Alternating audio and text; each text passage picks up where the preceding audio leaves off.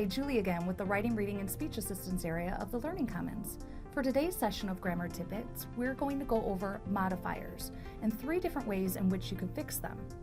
The first, we're going to look at misplaced modifiers. This means that you're using a modifying phrase but in the wrong place in a sentence, so it looks like it's modifying the wrong thing. I'll give you an example.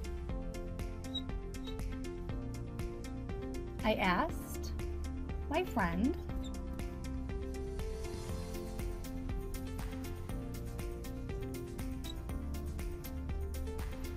to watch my dog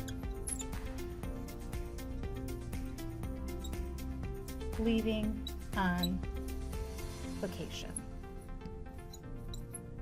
So here we have the modifying phrase leaving on vacation.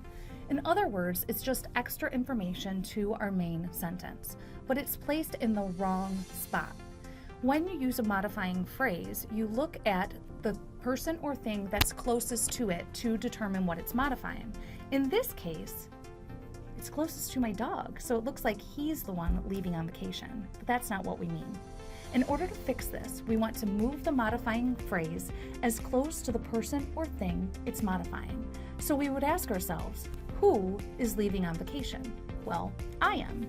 So in order to fix it, we would move the entire modifying phrase to the very beginning of the sentence, using a comma here to separate it. So our sentence would read, leaving on vacation, comma, I asked my friend to watch my dog. Another common mistake we use is a dangling modifier. This is where we have a modifying phrase, but the thing it's modifying is actually missing in the sentence. Here's an example.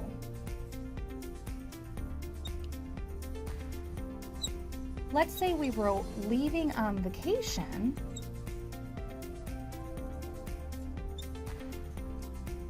my friend watched my dog. So here we have that modifying phrase leaving on vacation, but the thing it's closest to in the sentence is my friend.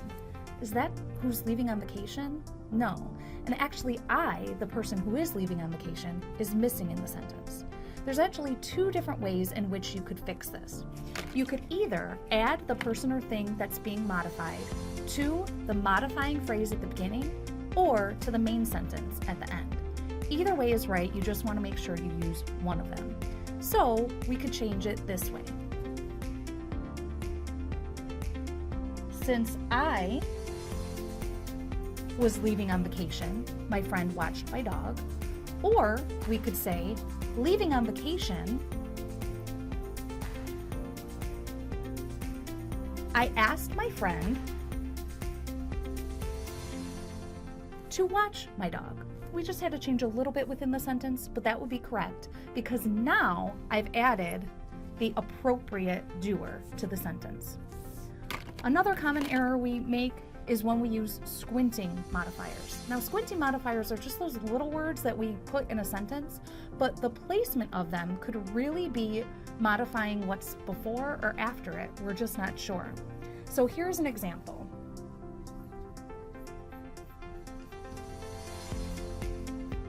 Getting dressed often is a nuisance.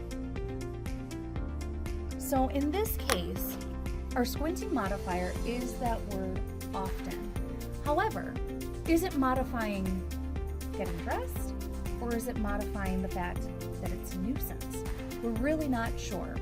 So what we do is what's called the literal tip. We ask ourselves, what do we literally mean?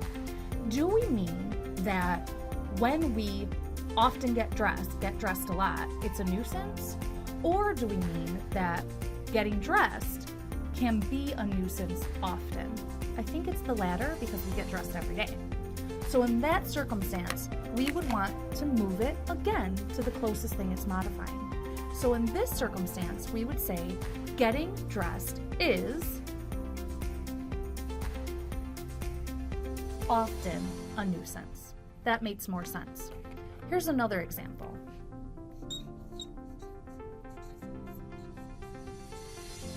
Drinking coffee slowly makes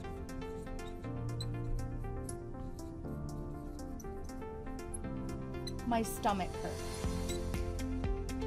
Here, our squinting modifier is slowly, but do we mean that we drink coffee slowly or that it slowly makes my stomach hurt?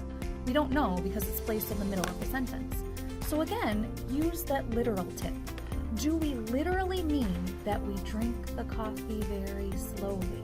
I don't think so. In this case, we mean that after a while, when we drink coffee, it makes our stomach hurt, but slowly, not right away. In that case, we would move it as close to the thing it's modifying.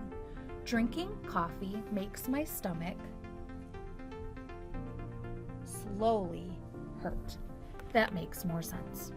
Remember, when you're fixing modifiers, you want to move the modifying phrase as close to the person or thing it's modifying. And when using squinting modifiers, use that literal tip. Is that literally what you mean?